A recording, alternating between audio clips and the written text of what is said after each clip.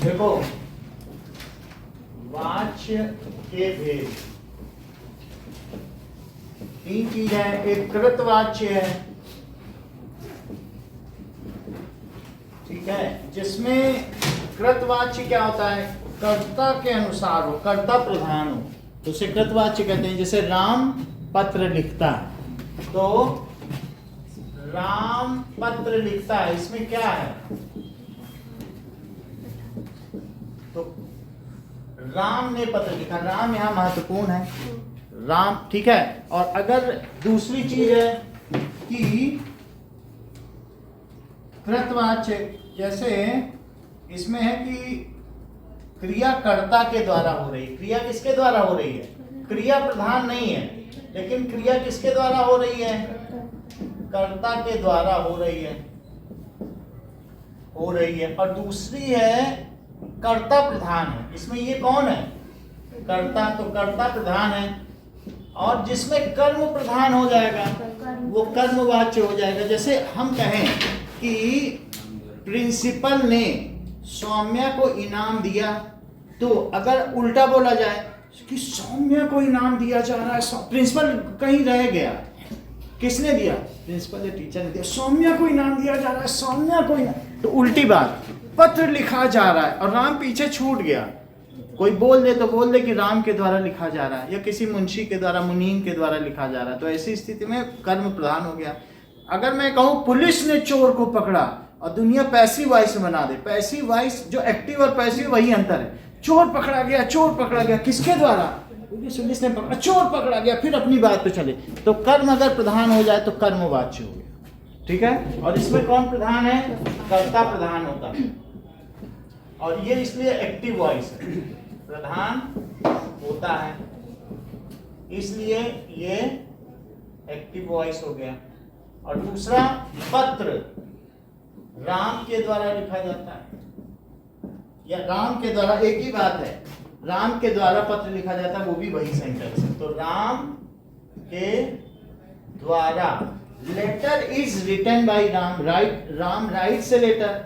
और अगर उल्टा बोल दें, हमने ऑब्जेक्ट को सब्जेक्ट के प्लेस पे रख दिया, तो कर्म प्रधान हो गया ना, ऑब्जेक्ट को ही सबसे पहले रख रहे हैं। तो इसका क्या मतलब है, राम के द्वारा पत्र लिखा जाता है, तो यहां पर मुख्य क्या है, पत्र लिखा जाता है, तो कर्म प्रधान होने पर,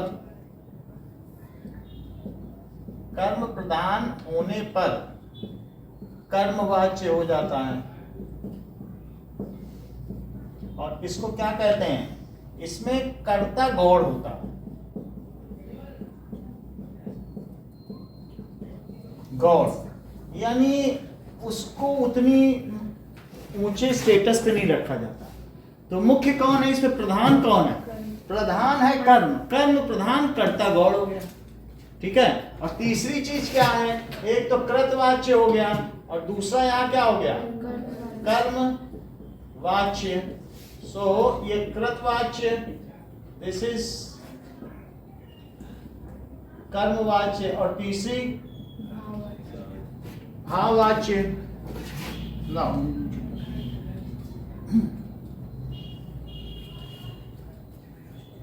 अब देखिए कि जिस वाक्य में क्रिया कर्ता और कर्म को छोड़कर भाव के अनुसार हो, तो उस, जैसे भाव की प्रधानता हो, जैसे अब मुझसे बैठा नहीं जाता, तो यहाँ पर भाव है कि किस चीज का है, कि यह मुझसे खाया नहीं जाता। तो इन सब में क्या है, किस चीज की प्रधानता हो गई, कि द कंडीशन, कंडीशन मुख्य है कि ये नहीं किया जाता, लोग कर लेते हैं, हम नहीं कर पाते, ठीक है कि नहीं। तो यहाँ पर इस चीज को मुख्यता दी गई है कि मुझसे खाया नहीं जाता, पत्र नहीं लिखा जाता, तो यहाँ पर भाव प्रधान हो जाता है।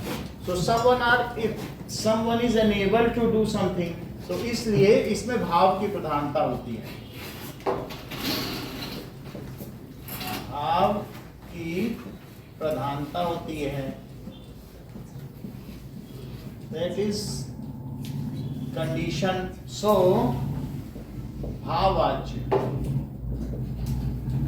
जैसे मुझसे बैठा नहीं जाता,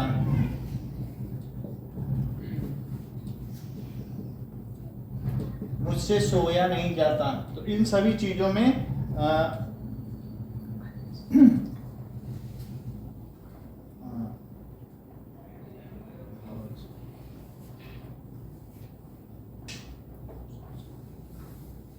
ठीक है। अब देखो वाच्य क्या चीज होती है। तो क्रिया के उस रूपांतर को कहते हैं जिसमें क्रिया, कर्म और भाव के अनुसार क्रिया में परिवर्तन हो जाए। जैसे राम, ठीक है, पत्र लिखता है, पत्र राम के द्वारा लिखा जाता है, और यह पत्र राम के द्वारा लिखा नहीं जाता, तो इसमें क्या भाववाच्य हो जाएगा, ठीक है। और दूसरा है कि राम के द्वारा पत्र लिखा जाएगा तो कर्मवाच्य हो जाएगा, और राम पत्र लिखता है तो क्या हो जाएगा, इसमें किस चीज का रूपांतर हो रहा है, तो क्रिया का ही रूपांतर हो रहा है। वाच्य किसके हैं, दैट इज एक तरीके से ये एडवर्ब है जिसमें हम उसको इधर उधर मैनिपुलेट कर रहे हैं। तो कभी क्या हो रहा है कि क्रिया का रूपांतर हम कर रहे हैं, कर्म को प्रदान कर दे रहे हैं, कभी कर्ता को प्रदान कर दे रहे हैं और कभी भाव को प्रदान कर दे रहे हैं। तो आपका प्रश्न है कि जैसे सलमा से गाना गाया जाता है, तो इसमें क्या है, सलमा से गाना गाया जाता है, तो ये क्या हो जाएगा, सलमा से गाना गाया जाता है, सलमा के द्वारा गाना गाया जाता है, तो इसमें कर्म प्रधान है, तो ये क्या हो जाएगा, कर्मवाच्य। पिताजी अखबार पढ़ते हैं, सीधी सीधी बात है, तो इसमें पिताजी को प्रमुखता है, तो करता है, तो अगर कर्ता को है। और अब शुभम से पढ़ा जाता है, तो शुभम से पढ़ा जाता है, सलमा अब है, तो इसमें अब से भी कुछ होता है क्या भाववाच्य में, ऐसा कैसे दे दिया, भाववाच्य की और उदाहरण देखें।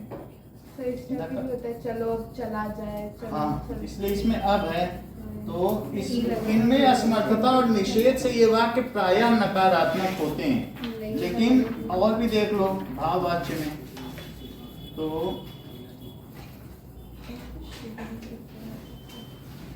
भाववाच्य के उदाहरण, भाववाच्य के और देख लो। इसमें कौन सा सही बताया,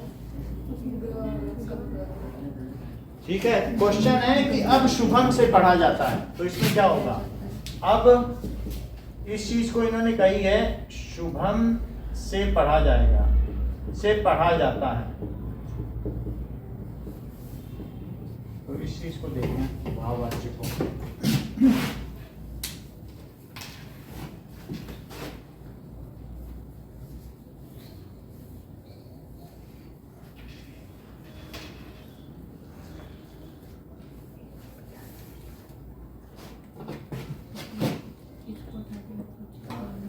राम से तेज दौड़ा जाता है, ठीक है, सर्दियों में नहाया नहीं जाता, कर्ता की प्रधानता होती है,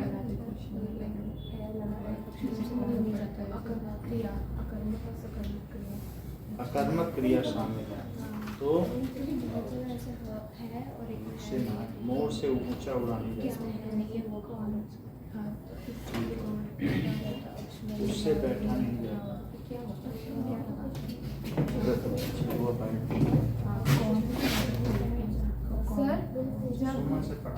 मुख्यतः इसमें कोई मजबूरी वाला हो तो ही करते हैं। जैसे सुमन को पढ़ना पड़ा, कोई भाव आ जाए, कोई कंडीशन आ जाए, जैसे हम लोग ऑक्सिलरी वर्ब नहीं लगाते हैं, तो कोई मॉडल्स आ जाए कि सुमन को पढ़ना चाहिए, पढ़ना पड़ा। एक होता है कि सिंपल टेंस होते हैं, लेकिन टेंस के अलावा सुमन पढ़ नहीं सकती, ये सारे उदाहरण इसमें दिए हैं। तो भाववाच्य में क्या होगा, if verb is with certain condition, अब मोहन से पढ़ा गया, तो एक तरीके से वो कंडीशन दे रहा है किसी चीज की, तो उसमें भाववाच्य आ जाएगा।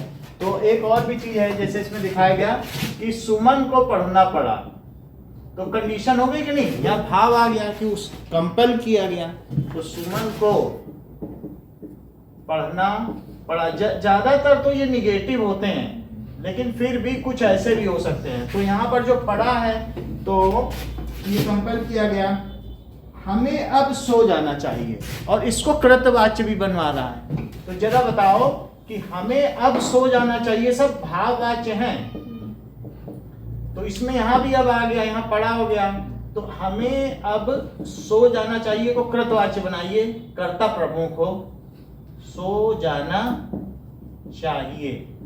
तो ठीक है, शुभम पढ़ता है, इसमें और कुछ नहीं होगा, अब हट जाएगा। अगर मैं इसको कृतवाच्य कर्ता को प्रदान कर दूं तो क्या हो जाएगा कि शुभम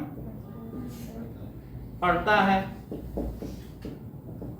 इसी तरीके से यहाँ पर भी वही चीज होगी, सुमन पढ़ती है, और यहाँ पर हमें अब सो जाना चाहिए, हम अब सोएं, चाहिए हटा दो, उसी को बना सकते हैं। फिर कुछ हम अब सोएं, तो हमने उसमें चेंज नहीं किया टेंस में, लेकिन कंडीशन हटा दी गई, हम अब सोएं। तो इसमें भाववाच्य और ज्यादातर इसमें पढ़ना पड़ा हो गया, नहाया नहीं गया, ठीक है। तो इसलिए ये तीसरा सेंटेंस जो है ये भाववाच्य ही है। तो पहला का सेकंड बोला गया है, सेकंड है, ठीक है, सलमा से गाना गाया जाता है, ये कर्मवाच्य है, और सेकंड ये ठीक है, आपने ठीक किया। निम्नलिखित वाक्यों में भाववाच्य का उदाहरण है, तो कौन सा भाववाच्य है? जैसे रमेश के द्वारा नहाया गया, ये तो कर्मवाच्य है। मैंने पत्र लिखा, ये कृतवाच्य है। पक्षी द्वारा आकाश में उड़ा जाता है, तो पक्षी द्वारा, जैसे रमेश के द्वारा, ये भी कर्मवाच्य है।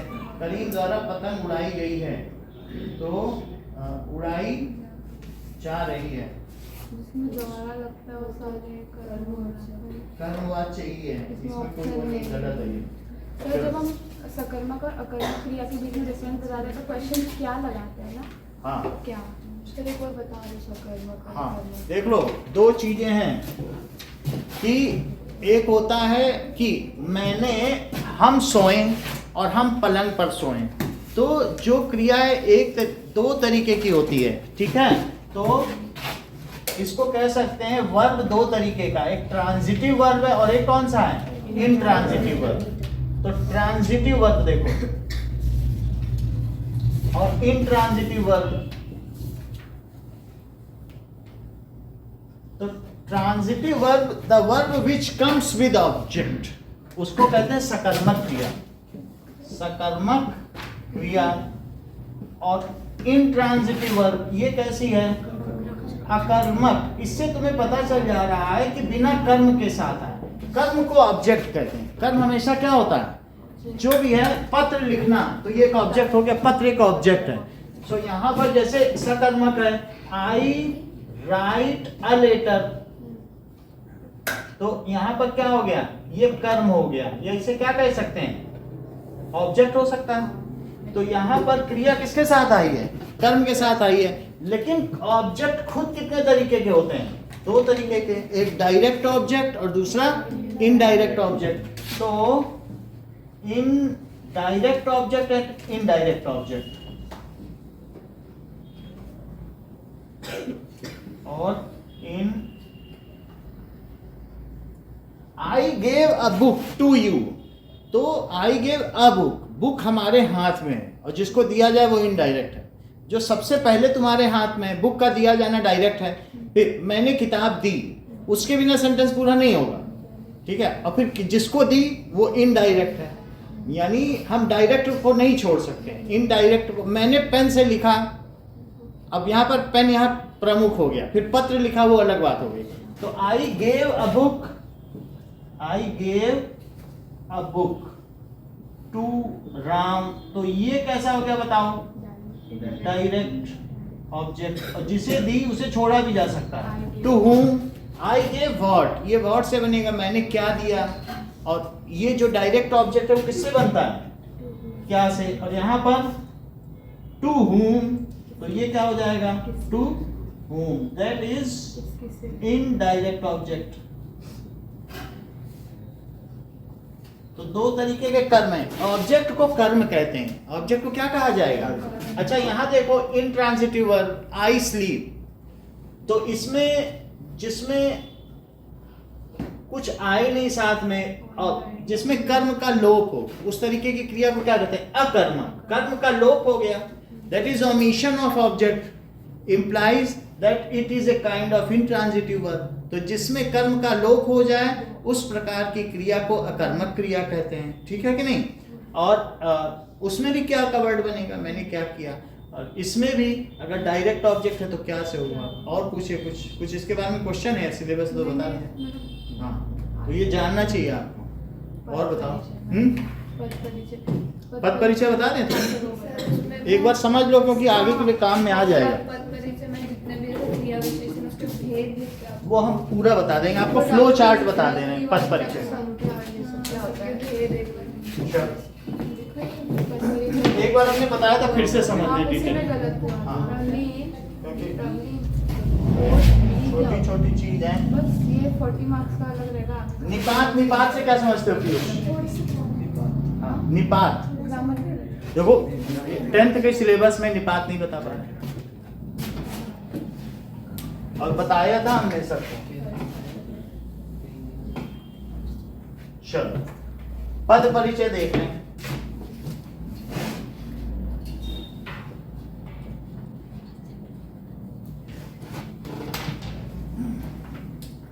ओके,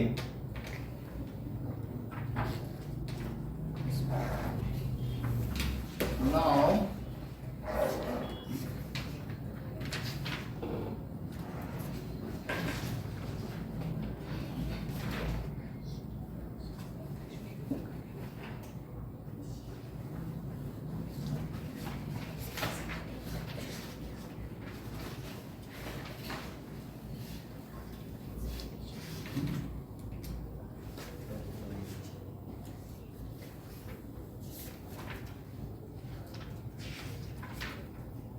पदबंध भी है आपके में कि नहीं? सर मेरे में है। चलो पदबंध भी बता देंगे।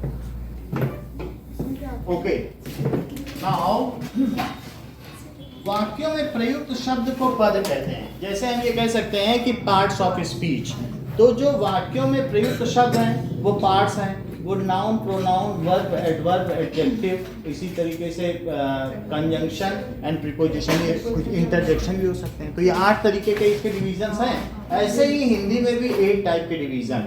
तो वाक्यों में प्रयुक्त शब्द को क्या कहते हैं? पद कहते हैं। वाक्यों में प्रयुक्त शब्द को पद कहते हैं। अब जरा देखें, इन पदों का परिचय देना, उनकी स्थिति बताना। तो इन पदों का परिचय में क्या क्या 5 चीजें आएंगी, बताओ पीयूष। क्या लिंग आएगा, कारक आएगा। कारक क्या हो सकता है?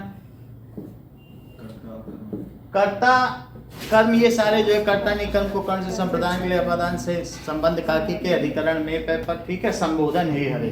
तो ये कौन सा है? जैसे राम ने रावण को मारा, तो रावण यहाँ क्या है? देखो, राम ने रावण को तीर से, ठीक है, तीर से, और लंका में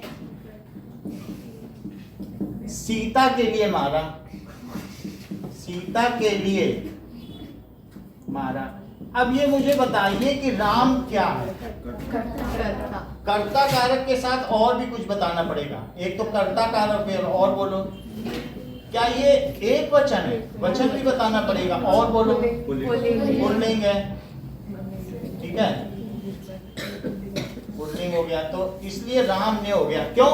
क्योंकि यहाँ पर है कि कर्ता ने कर्म को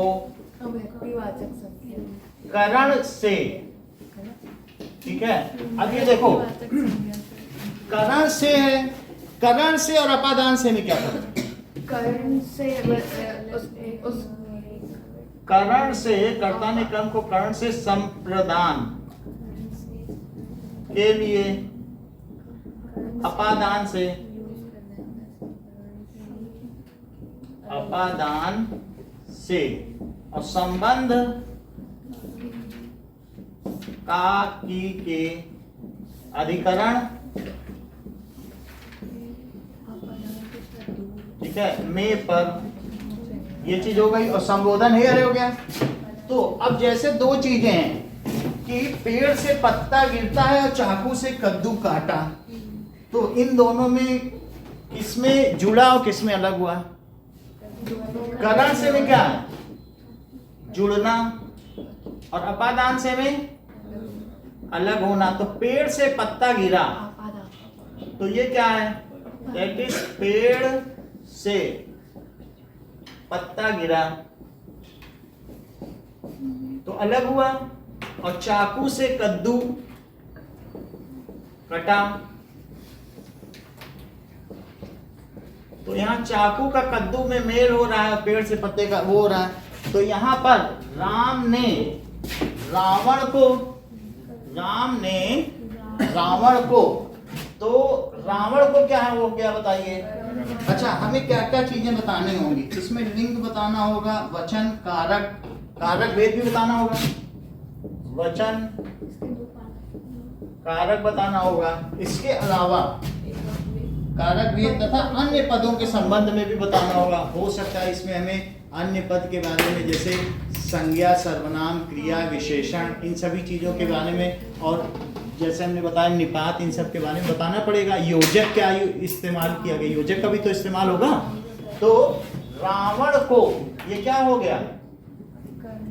कर्म कारक, एक वचन और पुल्लिंग,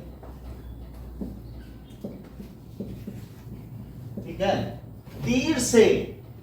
तीर से मारा, जैसे तीर से है तो तीर से मारा, तो जो तीर से काटा, चाकू से काटा तो तीर उसके लग गया, तो इसलिए इसमें क्या हो गया? करण कारक, ठीक है। तो अगर आप देखें तो बालका बालको बालका बालकम बालको बालकेन और बालकान बालकाभ्याम बालकेभ्या, तो यहाँ पर आप इससे पता लगा लो कि किससे मारा।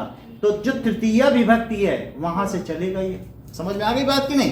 तो यहाँ पर तीर से का क्या मतलब है कि तृतीय विभक्ति और करण कारक जुड़ रहा है ना, तीर उसके लग रहा है, तो ये कौन सा कारक हुआ? करण कारक। बोलो लिंग क्या है?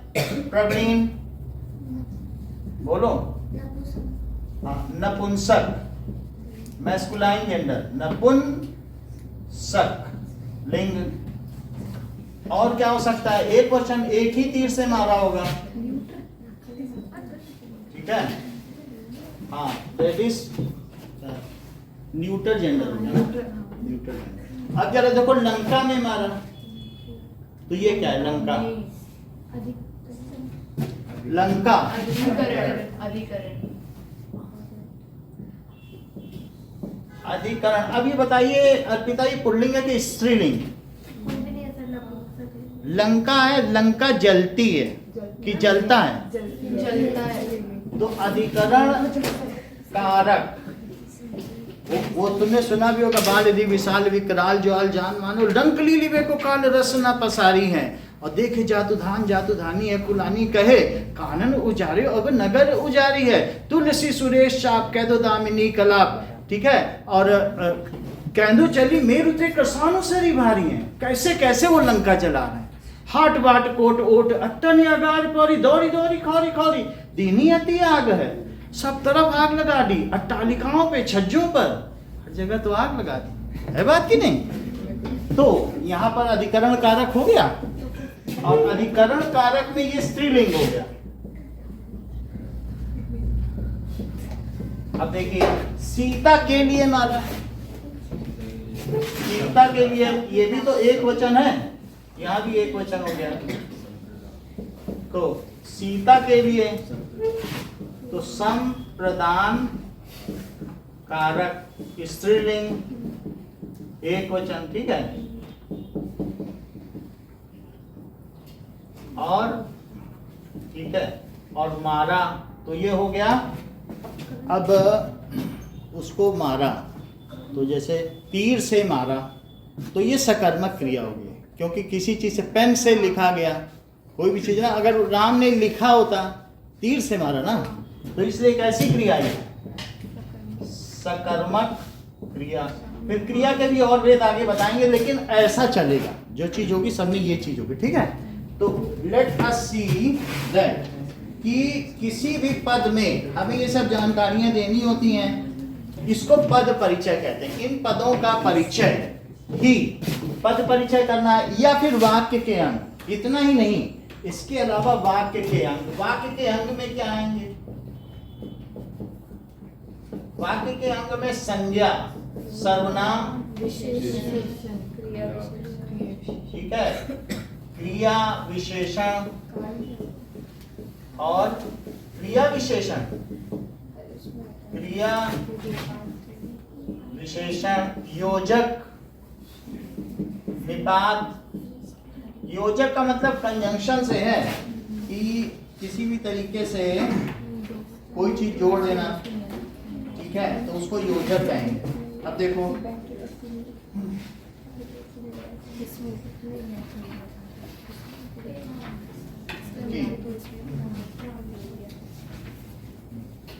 और इसी तरीके से योजक में कोई भी चीज हो सकता है। अव्यय, अव्यय का भी अभी बताते हैं। अव्यय से क्या समझते हो? जैसे अव्यय, ये ठीक बता रहे, बहुत अच्छा बताया इन्होंने, कि जैसे मैं खेलता हूं, मैं खेलता हूं, तुम खेलो, या तुम खेलते हो, तो खेलते हो। तो क्या इसमें क्या हुआ बताओ? इन दोनों में क्या जो खेल है, खेल तो एक तरीके से धातु रूप है, लेकिन उसमें क्या विकार आ गया? मैं से तुम पे पहुंचने पर क्या इसमें विकार आ गया? और अगर मैं ये कहूं कि मैं धीरे धीरे चलता हूं, तुम धीरे धीरे चलते हो, वे धीरों धीरों चलते हैं, तुम धीरे धीरे चलती हो, इसमें विकार नहीं आ सकता। क्यों? धीरे धीरे ही रहेगा। तो जिस शब्द में वचन के अनुसार, लिंग के अनुसार या काल के अनुसार कोई विकार ना है, उसको क्या कहते हैं? अव्यय। तो धीरे धीरे क्या हो गया यहाँ पर? अव्यय। बात समझ में आ गई कि नहीं? तो अव्यय है मैं धीरे धीरे चलता हूं, धीरे धीरे चलता हूं। अगर मैं की जगह तुम भी लगा दो तो धीरो धीरो नहीं होगा, चलते हो, सब जगह बदलाव आ रहा है, लेकिन इसमें तो नहीं बदलाव आ रहा है। तो जिस शब्द में उसके काल, वचन के हिसाब से या स्त्रीलिंग, लिंग के हिसाब से भी, स्त्रीलिंग पुल्लिंग कोई भी विकार ना है, उसे अव्यय कहते हैं। तो जिस शब्द में, ऐसे बहुत सारे शब्द हम रोजमर्रा में इस्तेमाल करते हैं, जिस शब्द में वचन के अनुसार, वचन, लिंग, काल के अनुसार से भी, मैं धीरे धीरे चला, चला भी हो सकता है, चलोगे वो भी हो सकता है। काल के अनुसार, काल के परिवर्तन से कोई विकार ना हो, परिवर्तन से कोई विकार ना हो,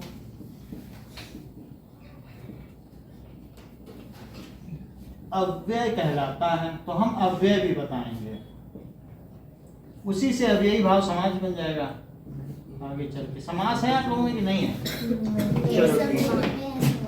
तो आपको बताया जाएगा। अब देखो, अव्यय के बारे में भी जानकारी दी जाएगी। इसके अलावा जैसे हमने बताया कि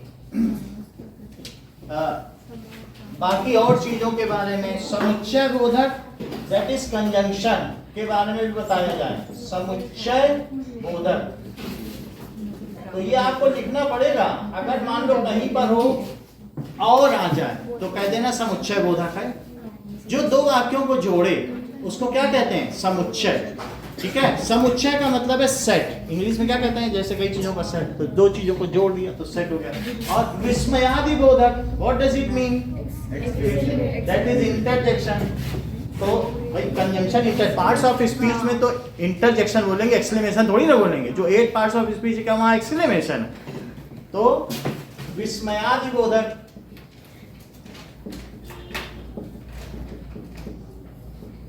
तो दैट इज इंटरजेक्शन। और ये दैट इज कंजंक्शन का भी प्रयोग करेंगे। और इसके अलावा निपात का भी प्रयोग करेंगे।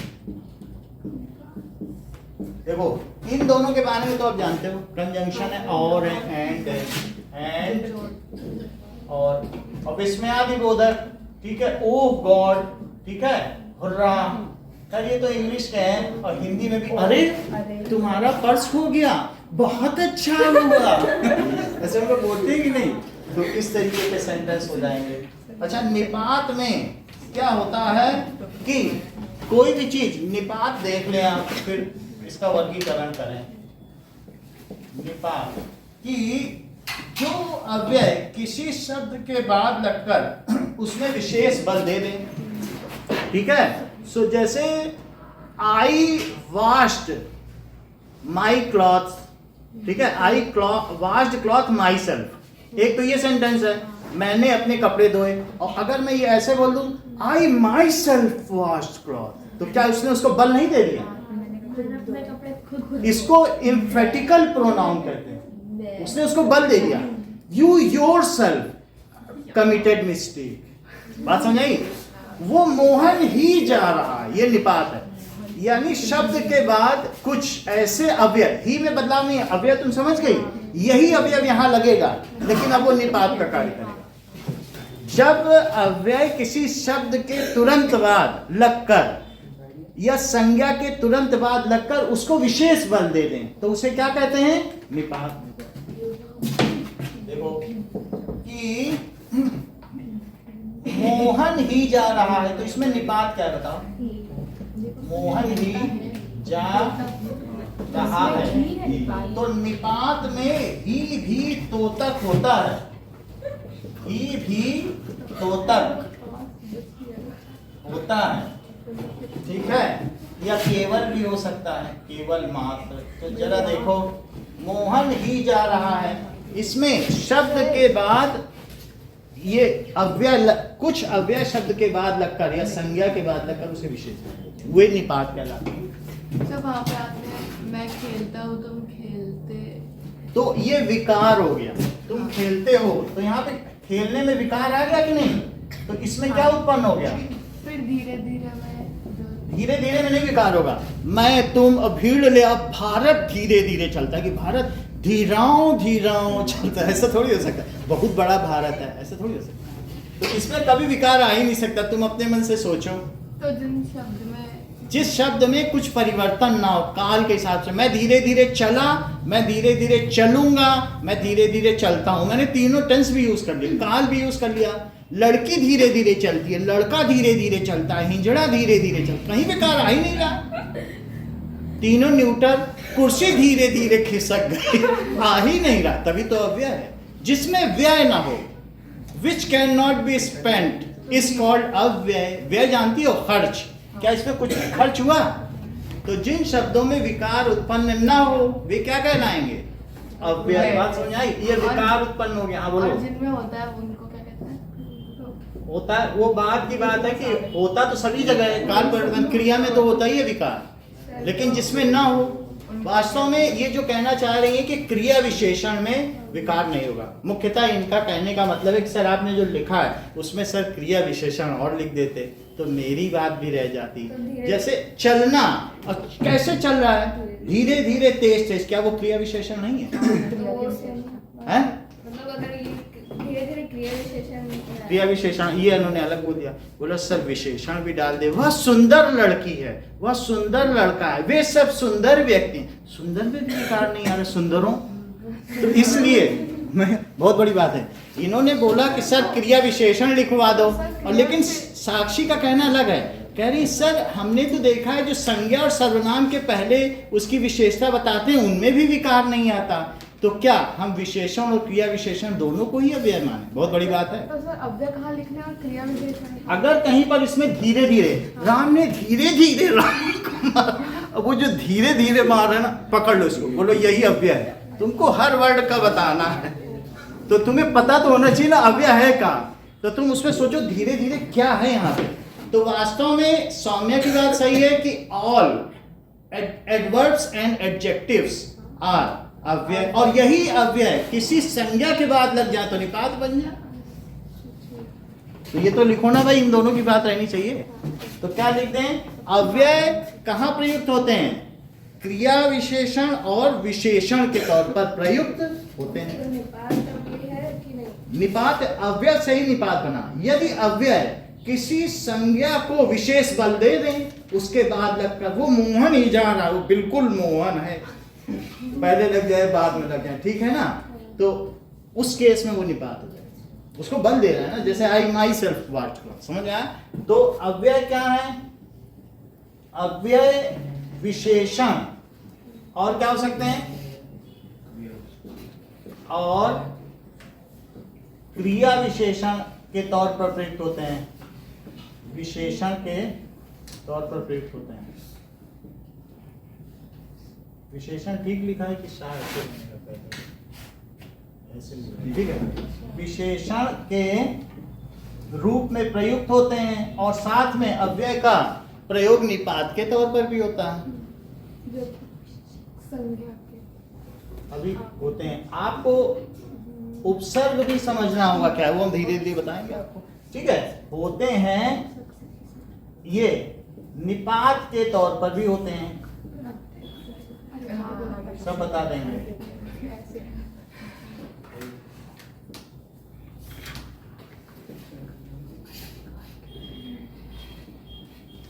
अब जरा देखो, हिंदी की 4-5 क्लास हमको लेनी है आपकी, तभी फुल मार्क्स आते हैं। हम ले लेते हैं साल में, तो उससे फिर फुल आते हैं। हिंदी इंग्लिश की भी लेनी है 7-8 क्लास, तो फुल होते हैं। अब देखो, तो निपात क्या है? वे जब अवयव संज्ञा के पहले या बाद में प्रयुक्त होकर उस संज्ञा को विशेष बल दे दें तो निपात कहलाते हैं। तो जब अव्यय संज्ञा के पूर्व या पश्चात प्रयुक्त होकर उसे विशेष बल दे दें, विशेष बल दें तो निपात कहलाते हैं, ठीक है।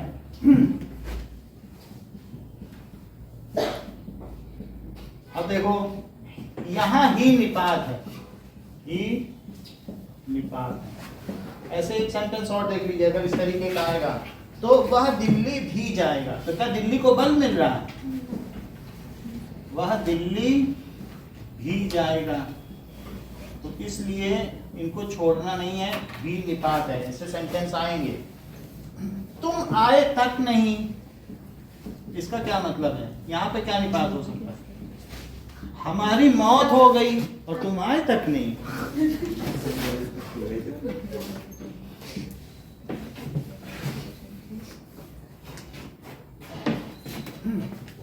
ठीक है, तो यहां तक क्या हो गया? निपात हो गया।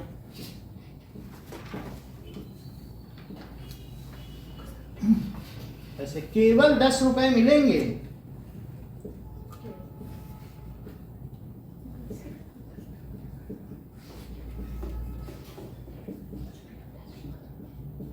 तो ये केवल निपात हो गया। ऐसे कुछ भी कर सकते हैं।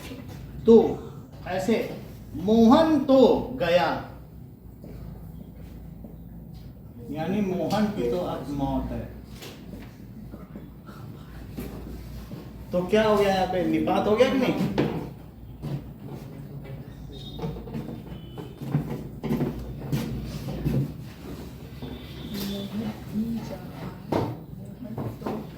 मेरा जनाजा उनकी गली से गुजरा और मरे थे जिनके लिए वो रहे वजू करते। चलो अब आगे की बात करते हैं। पद परिचय में सबके अंग देख रहे हैं। ये तो हम लोगों ने थोड़ी बातें समझ ली, जैसे कि ये इधर तो हटा दें 1 मिनट और नोट कर लो।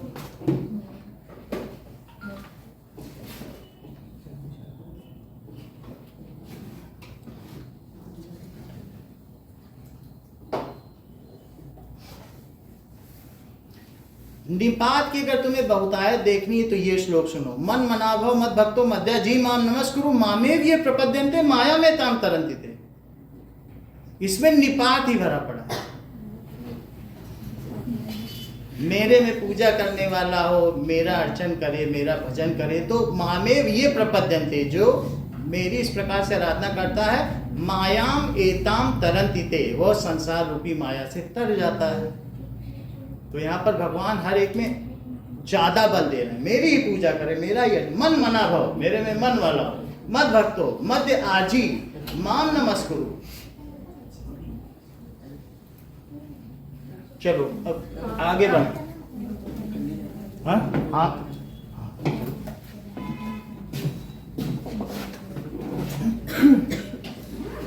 ये बात है, ऊपर का हटा दें, ऊपर का तो लिख लिया होगा ना। चलो नाउ अब देखिए,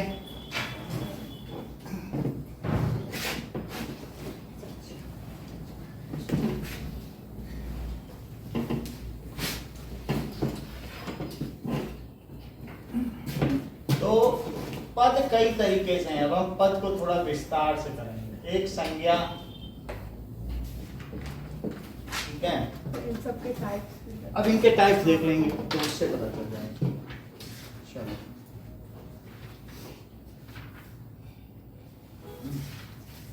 ठीक है, तो संज्ञा में इसके 5 भेद हो जाएंगे। व्यक्तिवाचक, देखो व्यक्तिवाचक 2 हैं और एक है जातिवाचक। अगर मैं कहूं कि मोहन जा रहा है और यहाँ कह दूं आदमी जा रहा है, तो मोहन व्यक्तिवाचक हो गया, नाम इसके साथ है। टॉमी जा रहा है और कुत्ता जा रहा है, तो टॉमी यहाँ आ जाएगा और कुत्ता जो जाति का बोध करा दे। ठीक है, अगर मैं कह दूं तुम कोई रिनॉल्ड से लिखते हो और तुम पेन से लिखते हो, तो दोनों में रिनॉल्ड यहाँ आ जाएगा। सो ये नेम आ जाएगा और ये स्पीसीज है। तो इसी तरीके से टॉमी जा रहा है और कुत्ता जा रहा है, ये चीज ना। तीसरी चीज है द्रव्यवाचक, मटेरियल, मटेरियल नाउन। ठीक है, अब देखो संख्यावाचक भी हो जाएगा, तो इस तरह से द्रव्यवाचक में जैसे सोना चांदी लकड़ी ये सब इसमें आ जाएंगे। और समूहवाचक,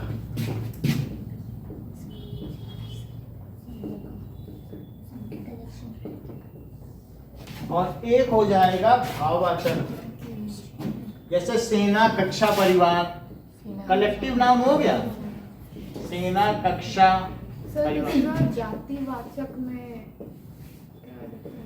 सारी जातियां, गाय कुत्ता बिल्ली मनुष्य, पेन, पेन भी आ जाएगा। देश, नदियां, नदी बह रही है, जाति होगी उसकी। और गंगा बह रही है, भाई ये है कि गंगा बह रही है, कोई भी चीज, और नदी बह रही है। जाति का मतलब जाति नहीं है, वो अब नदियों की प्रजाति हो गई। नदी बह रही है, देश, नदी, पेन, और उन सब का नाम लिख दिया जाए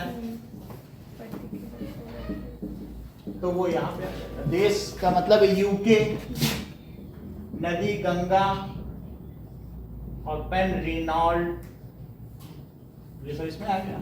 मटेरियल नाउन तो आपको पता चल गया ना, सोना, लकड़ी, प्लास्टिक, ऐसे आ सकता है। भाववाचक, भाववाचक में कुछ भी, लंबाई, चौड़ाई, बुढ़ापा, कंडीशन। सो दैट इज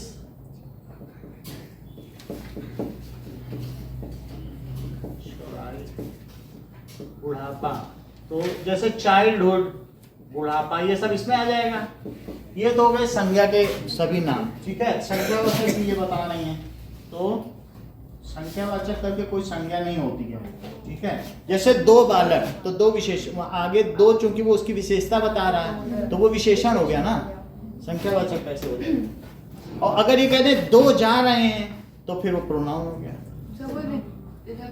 मतलब अगर वो संख्या को वो कर दें, जैसे मैं कह दूं कि राम और मोहन जा रहे हैं, और उनकी जगह कह दो 2 जा रहे हैं, और 2 आदमी बोल दिया तो फिर से 2 विशेषण हो गया।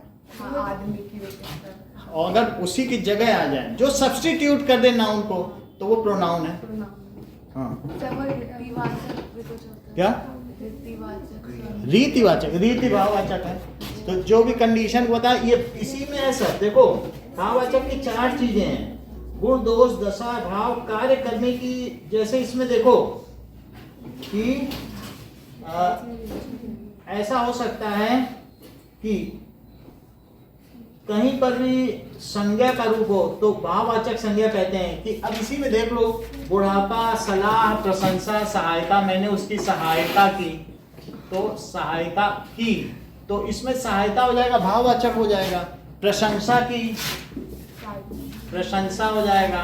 ठीक है, तो इसमें 4 चीजें हैं भाववाचक में। किसी का गुण दोष बताना, किसी की दशा बताना, तो भाववाचक में क्या है? गुण दोष बता दो। गुण दोष यहाँ पता चल रहा है, लंबाई चौड़ाई कितनी है, दैट इज उसकी क्वांटिटेटिव या क्वालिटेटिव एनालिसिस कर दो। दशा बता दो कि बुढ़ापा है उसका। फिर इसके अलावा क्या बता दो? भाव। तो भाव क्या है कि उसमें स्वार्थ है, स्वार्थ, खुशी, ये सब हो जाएगा। और चौथी चीज है कि कार्य करने वाले भाव को प्रकट करें, जैसे सहायता। तो सहायता भाव, ये तो ये चौथा है कार्यवाचक। तो इसमें सहायता करना, प्रशंसा करना, तो ये चीज है, तो ये इसमें ही आएगा, सहायता, प्रशंसा। और भाव में क्या बताया? भाव में आशा, स्वार्थ, क्रोध, शांति। वो क्रोध कर रहा है, ठीक है, वो शांत है, तो ये सब इसमें आ जाएगा। ठीक है, शांति, शांति का प्रतीक है, इस तरीके से आ जाएगा। ठीक है, अब देखो, जनरली जो संज्ञा होती है उसको हम भाट से निर्देश करते हैं। जैसे सहायता, प्रशंसा, तो प्रशंसा करना, ये करना, ये एक तरीके की ऑक्सिलरी वर्ब है, उसके साथ आएगी, मेन वर्ब के साथ आएगी। मेन वर्ब के साथ जो सहायक क्रिया है वो चीजें मॉडल के तौर पर आएगी, ऑक्सिलरी। तो सहायता की, वर्ब तो आ रहा है, लेकिन सहायता क्या हो गई? भाववाचक संज्ञा हो गई, प्रशंसा हो गई। दशा तो तुम्हें समझ में आ गया, बुढ़ापा, जवानी, बचपन।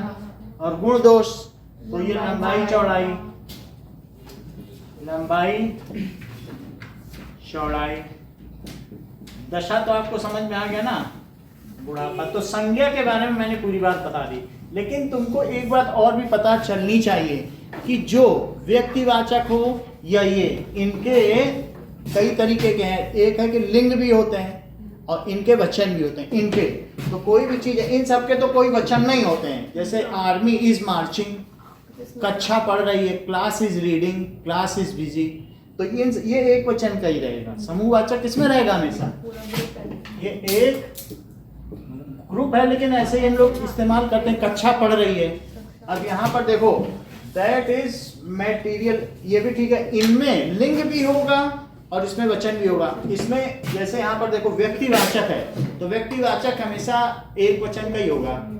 ठीक है, और कई बार ऐसा हो सकता है कईयों के नाम आ जाएं, तो फिर हमें ये देखना पड़ेगा। देशों का देशों में वितरित किया गया, देशों में नदियां बह रही हैं, तो इसमें एक वचन भी होगा, बहुवचन भी होगा। और इसी तरह से पुल्लिंग, स्त्रीलिंग, नपुंसकलिंग भी होगा। ठीक है, अब देखो व्यक्तिवाचक में हमेशा एक वचन ही होगा ना। व्यक्तिवाचक में तो एक वचन। व्यक्तिवाचक में तो एक, तो इस तरीके से व्यक्तिवाचक एक वचन ही रखा जाएगा। अब देखिए कि अगर आपसे कहें कि जैसे विभीषण से बचो, तो विभीषण एक नाम है, तो नाम है, ये व्यक्तिवाचक है। और तुम्हें ये सेंटेंस मिल जाए विभीषणों से बचो, तो ये जाति हो गई, मक्कारों से बचो। समझ आया? अब तुम्हें ये नहीं कहा जा रहा अरे भैया रावणों से बच के चलो, तो ये रावणों जाति हो गई। तो कई बार व्यक्तिवाचक संज्ञा जातिवाचक संज्ञा के रूप में भी प्रयुक्त होती है, इस बात का जरा ध्यान रखें। तो आपको क्या है, क्या वो उसी के लिए इस्तेमाल किया गया है या और किसी के लिए, यहाँ पर देखना है। ठीक है, अगर तुमसे ये कहा जाए कि पंडित जी अनुष्ठान कर रहे हैं, तो पंडित ये जाति है, क्योंकि एक जाति हो गई। और लेकिन मैं ये कह दूं कि पंडित जी देश के प्रधानमंत्री थे तो अब ये नाम हो गया। तो आपको ध्यान रखना होगा कि भाई ये व्यक्तिवाचक है कि जातिवाचक, कोई बताने नहीं आएगा। आपको देखना है कि क्या उस एक व्यक्ति के लिए उसका इस्तेमाल किया गया है या बहुत लोगों के लिए। तो वही पंडित जी हैं। समझ आई बात की नहीं? तो सर सेंटेंस के हिसाब से सेंटेंस के हिसाब से देखना, आप फ्लैटली मत देना कि पंडित तो बहुत होते हैं। तो सभी पंडित तो प्रधानमंत्री नहीं थे, पंडित जी थे। जैसे एक हमारा एग्जाम्पल आया था, भारत पढ़ रहा है तो यहाँ भारत व्यक्ति है ना हाँ। कि इस कंट्री ऐसे। भारत का नाम भी होगा तो भारत पढ़ रहा है तो भी पर्सनल तो हुआ। हाँ, वही। दोनों ही केसेस में पर्सनल हुआ। भारत अगर देश का भी नाम है तो भी पर्सनल आगे प्रोनाउन। गलत हो गया था ना, आगे जो गलत नहीं हो सकता क्योंकि भारत एक व्यक्ति का नाम है तो भी व्यक्तिवाचक है और भारत देश है तो भी व्यक्तिवाचक है क्योंकि नाम ही है ना देश का। पर अलग अलग चीज हो गई। हाँ, वो दोनों। अब देखिए दूसरा क्या है बताइए, सर्वनाम। तो सर्वनाम क्या होता है? That is the word use, जो संज्ञा के स्थान पर प्रयुक्त हो उसे सर्वनाम कहते हैं। जैसे राम पढ़ रहा है और राम की जगह अगर मैं कौन लगा दूं तो क्या कौन भी सर्वनाम हुआ? हाँ, तो ये इट इज इंटरोगेटिव प्रोनाउन, ये प्रश्नवाचक सर्वनाम। तो जो शब्द संज्ञा के स्थान पर प्रयुक्त हो गए तो तुम्हारी कैसी अवस्था है, दशा है, तो वहां पर कैसी भी सर्वनाम हो जाएगा जो भी संज्ञा के स्थान पर। तो संज्ञा के स्थान पर प्रयुक्त होते हैं, स्थान पर प्रयुक्त होते हैं। अब जरा देखो कि संज्ञा, ये सर्वनाम कितने तरीके के हैं। तो पुरुषवाचक सर्वनाम, निश्चयवाचक, थोड़ा थोड़ा जान लें इनके बारे में कौन कौन से होंगे। सर्वनाम पुरुषवाचक के बारे में प्रियांशु बताओ जरा। पुरुषवाचक सर्वनाम, फिर दूसरा है निश्चयवाचक, दैट इज डिमॉन्स्ट्रेटिव। निश्चयवाचक, डिमॉन्स्ट्रेटिव प्रोनाउन, ठीक है।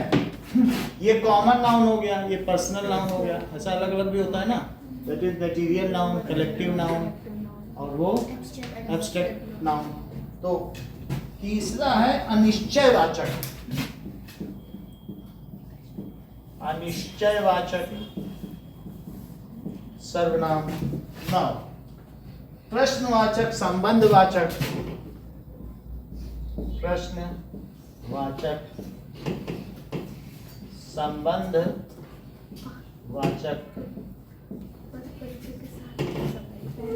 ठीक है। निजवाचक, इसको तुम पढ़ लोगे तो फिर अलग से कुछ कभी ना गलत होगा। एक एक नंबर ही जुड़ के बहुत सारे नंबर बनते हैं। 95 के ऊपर एक एक नंबर की लड़ाई है। 95% तो सब ले आएंगे। तो निजवाचक,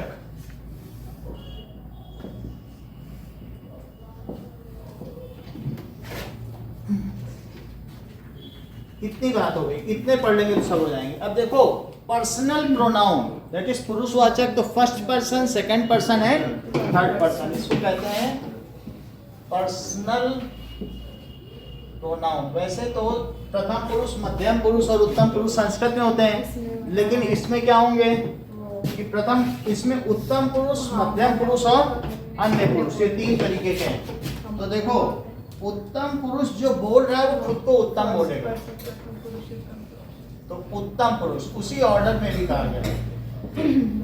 और जिससे मैं बोलूं उत्तम पुरुष यानी फर्स्ट पर्सन, और मध्यम पुरुष जिसे बोला जाए पुरुष, और अन्य पुरुष ये थर्ड पर्सन हो गया। तो दिस इज सेकंड पर्सन और दिस इज थर्ड पर्सन। जैसे आई, यू और ही, जिससे बात की जाए, जिस किसी तीसरे के बारे में, अन्य के बारे में मैं तुमसे बात करूं कि ठीक है, और इनके बारे में बात कर दूं, तो फर्स्ट पर्सन मैंने तुमसे कहा कि अहाना वहां जा रही है, तो ये क्या बात हो जाएगी, आना यहाँ पर, तो तीसरा थर्ड पर्सन हो गया। तो that is I, you, I, we, us, my. खैर ये तो इंग्लिश के हो गए, लेकिन वैसे ही वहां पर भी चलेंगे। और इसी तरीके से यहाँ तुम हो गया, तुम, तुमको, और वह, वे, इसी तरीके से और जो भी हो सकता है। ठीक है ना। दूसरा देखिए निजवाचक। दूसरा है निजवाचक, दैट इज निश्चयवाचक। दूसरा है निश्चयवाचक। किसी चीज को अगर आप डिमॉन्स्ट्रेट कर रहे हैं, मैं कुछ पुस्तक लाया हूं, इन्हें तुम रख लो, ठीक है। वो बाजार पर जा रहा है, ये किताबें हैं, वह बिल्ली है। तो जब हम किसी चीज को डिमॉन्स्ट्रेट करते हैं तो उसको कहते हैं निश्चय, वो बिल्ली है। तो जैसे यहाँ पर डिमॉन्स्ट्रेटिव का क्या मतलब है, वह बिल्ली है। जिसकी ओर उंगली दिखा दो तो वो क्या हो जाता है, it is demonstrated, that is. ठीक है। अब देखो अनिश्चयवाचक। तो अनिश्चय, दरवाजे पर कोई है, अब पता तो नहीं है कौन है, तो दरवाजे पर कोई है, तो यहाँ कोई क्या है, अनिश्चय, पता नहीं कौन है। ठीक है। रास्ते में कुछ खा लेना, कुछ में तो कुछ बताया नहीं गया। तो अगर मैं इसको सर्वनाम, देखो अगर मैं ये कहूं कि रास्ते में कुछ सेब खा लेना, तो यहाँ कुछ क्या है, बोलो।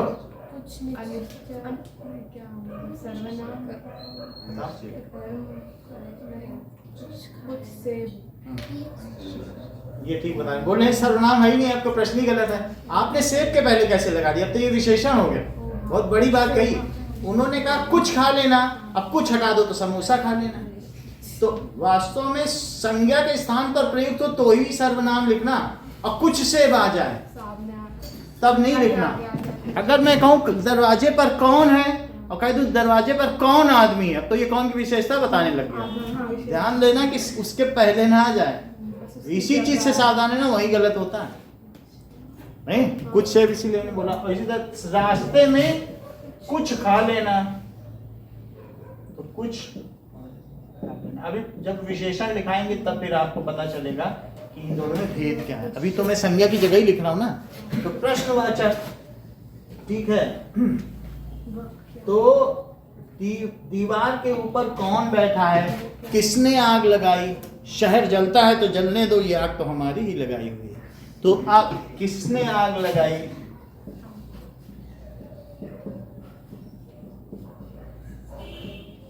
तो यहाँ किसने क्या हो गया, प्रश्नवाचक हो गया कि नहीं।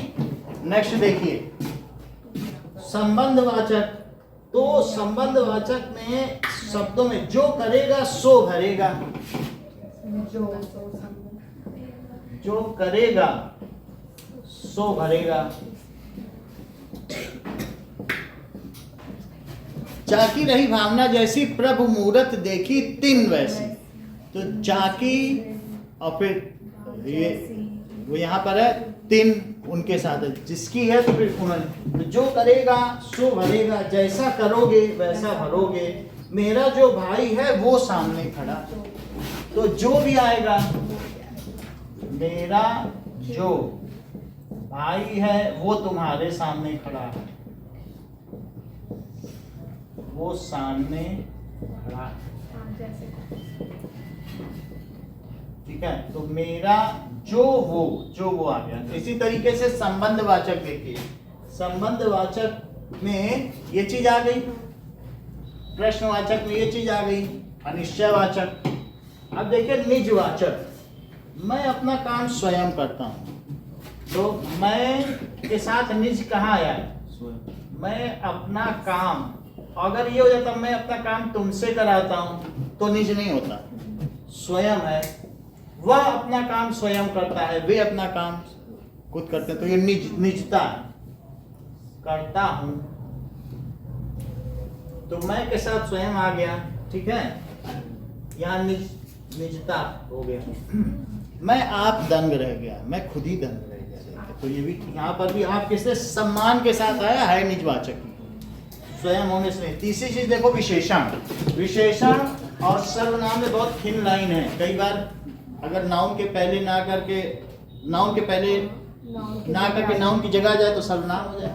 जैसे भी हमने आपको बताया कि किसने आग लगाई और किस व्यक्ति ने आग लगाई, बात बदल गई है। किसने वाला सर्वनाम था, व्यक्ति वाला। हाँ, वहाँ बदल गई बात। तो विशेषण क्या है? विशेषण क्या होता है? वो संज्ञा की भी विशेषता बता सकते हैं और सर्वनाम की भी विशेषता बता सकते हैं, इन सब की भी विशेषता बता सकते हैं। तो दैट इज संज्ञा और सर्वनाम की विशेषता बताते हैं।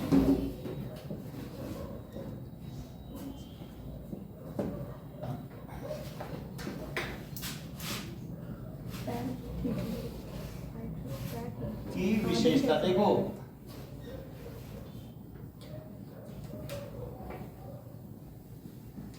जैसे कि वहां सुंदर मोहन खड़ा है और मैं कह दूं वहां सुंदर कौन खड़ा है, तो इसमें हमने सर्वनाम कर दिया, उसी की विशेषता है।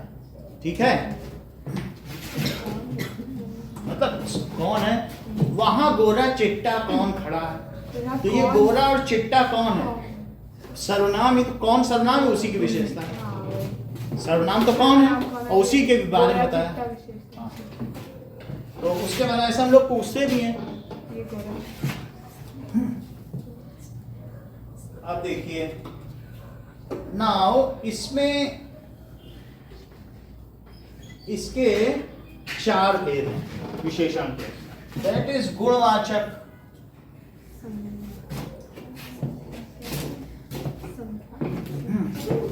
तो गुणवाचक विशेषण। दूसरा है that is adjective of quality और दूसरा एडजेक्टिव ऑफ क्वांटिटी। तो उसका परिमाणवाचक हो जाएगा क्या? परिमाण का मतलब magnitude. So that is adjective of quality. ठीक है, और परिमाण वाचक। So this is adjective of quantity. तीसरा देखिए संख्यावाचक। तो कल सुबह की क्लास रखी जाएगी शाम की? स्कूल नहीं है? नहीं, तो सुबह की रख लेंगे। वो शाम को शाम का अपना पढ़ लेना क्लास। तो थर्ड वन इज परिमाणवाचक संख्यावाचक, एडजेक्टिव ऑफ नंबर। इन दोनों में भी फर्क है, ordinal number and cardinal number. ठीक है, और चौथी चीज क्या है? That is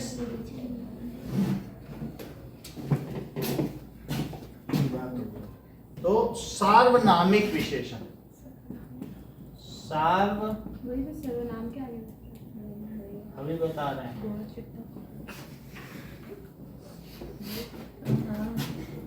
demonstrative adjective.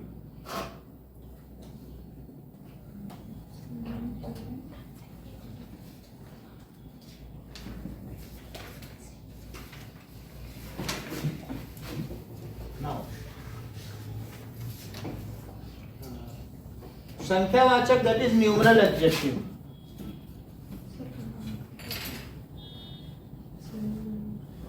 अब अलग अलग समझो। गुणवाचक का क्या मतलब है? ये किसी भी गुण को बताएगा। गुण तो बहुत है, रंग, आकार, स्वाद, स्पर्श। ठीक है, यह गद्दा गुलगुला है, तो ये जो गुलगुला होता है ना, तो लड़का छैल छबीला है, तो छैल छबीला यहाँ क्या? दैट इज रंग आकार को भी बता देता है, स्वाद को बता देता है, स्पर्श, पत्थर कठोर होता है, गंध, सुगंधित अगरबत्ती, ये सब इसी में आ जाएंगे। दिशा, उत्तर दिशा, ठीक है, तो वो सारी दिशाएं इसमें आ जाएंगी। दिशा दशा, नया कोट, फटा कुर्ता, ठीक है।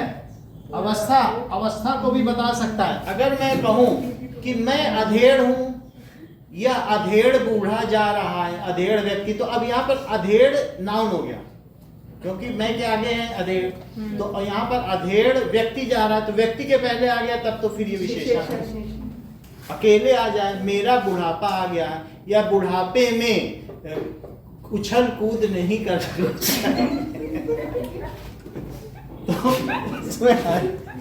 वो है कि नहीं, बचपन बहुत नटखट होता है, तो बचपन नाउन है, ठीक है। और अगर मैं बचपन के साथ और कुछ लगा दूं तो फिर उसी विशेषण भी बनाया जा सकता है। तो अब जरा देखिए कि स्पर्श गंध दशा भी बता सकता है, दशा का मतलब है नया पुराना फटा, अवस्था भी बता सकता है, स्थान भी बता सकता है, ठीक है। तो काल भी बता सकता है, आधुनिक काल। तो ये हम इसको आगे देख लेंगे कि कुछ भी बता देगा तो गुणवाचक विशेषण है। जैसे नमकीन, कुछ भी हो सकता है, ये मठरी, नमकीन मठरी, इसी तरीके से मीठी मिठाई, तो वो सब इसमें आएंगे। और आकार भी बता देगा, मोटा आदमी, है ना। तो इतनी बात तो तुमको समझ में आ गई। नाउ नेक्स्ट इज, आगे देखें। मान लो जैसे ये प्रियांशु गए, तो प्रियांशु ने भाई शेरो शायरी की, और वहां किसी लड़की को देखा तो बोले, वस्व तेरी पतली कमर का कलमे मुंह से चीते की कमर पे लिखा। तो बोले तुमने ऐसा क्या किया? एकलव्य इनसे पूछे कि तुमने कैसे ये काम कर लिया, लड़की पटा ली। बोले हमने कहा कि सुन ले, बहुत अच्छा शायरी है, कि तुम्हारे पतली कमर की क्या तारीफ करें, और हमने कलमे मुंह से, मुंह समझते हो, बाल की कलम बनाकर और चीते की कमर पे लिखा। जानवर की कलम सबसे, ये चीते की सबसे पतली होती है, तो उसने कहा हमने उस पे लिखा, जो नज्म होती है उस पे लिखा। तो जब एकलव्य गए, इन्होंने कहा हम भी कुछ कहें, तो इन्होंने कहा वस्व तेरी मोटी कमर का, और कलमे लठ से भैंसे की कमर पे लिखा।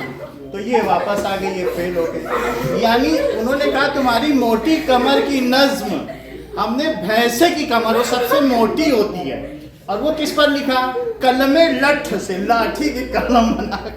बोले तुम तो जीत गए भैया, हम तो तो अब हम लोग देखेंगे परिमाणवाचक संज्ञा, ठीक है ना।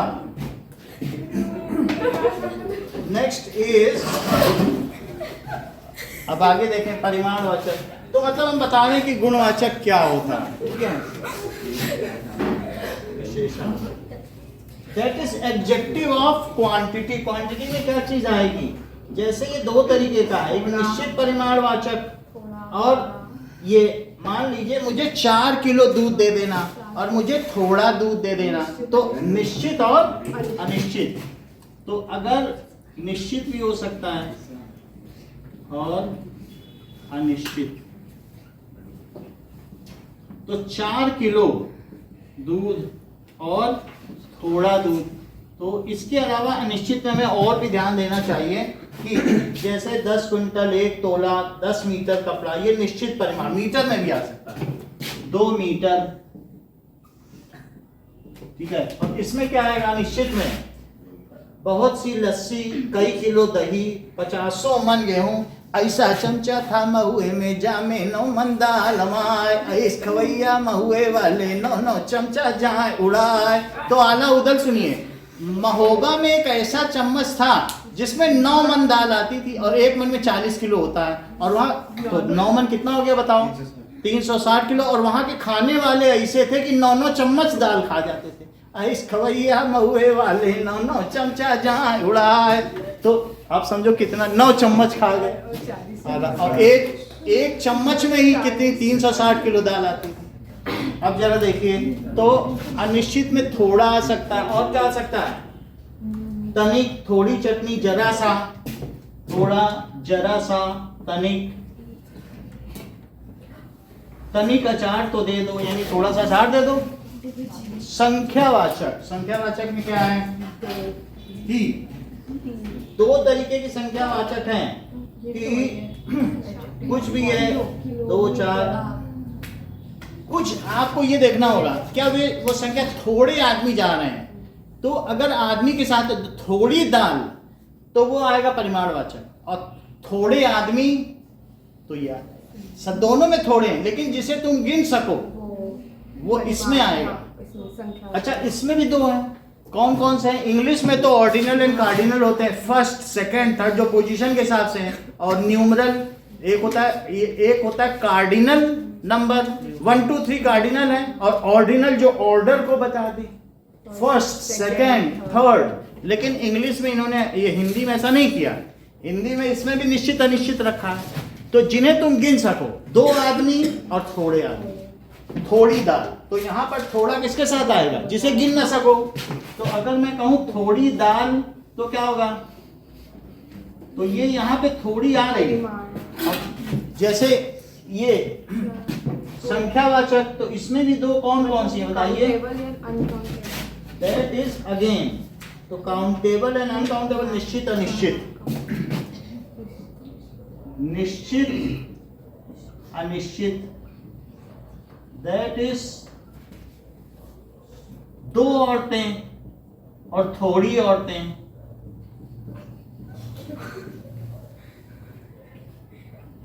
थोड़ी औरतें तो थोड़ी, यहाँ क्या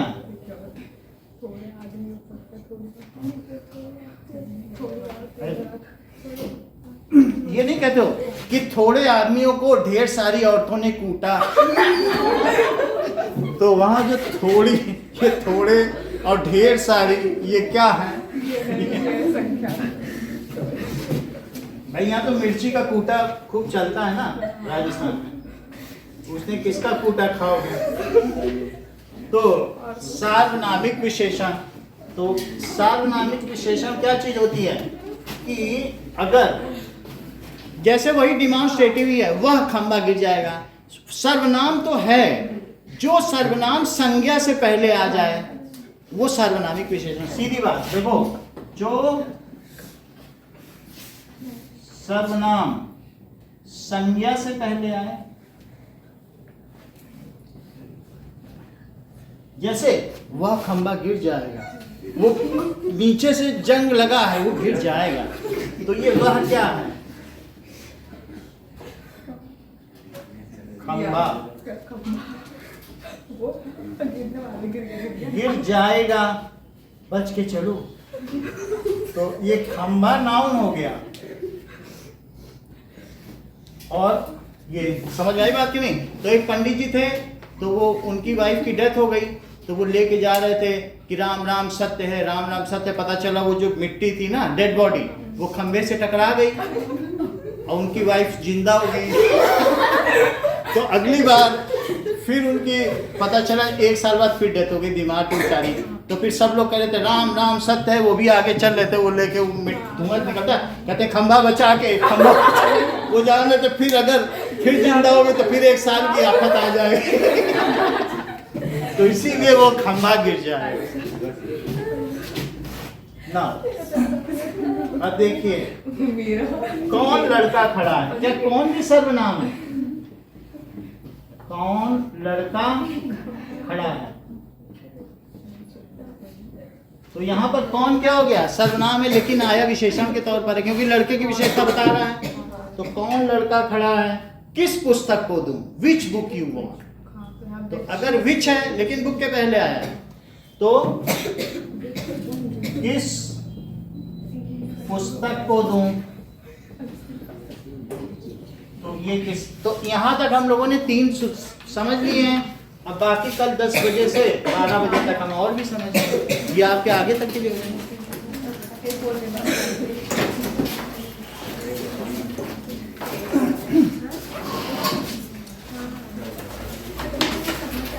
समझ में आएगा ना। 3 छोटी छोटी चीजें।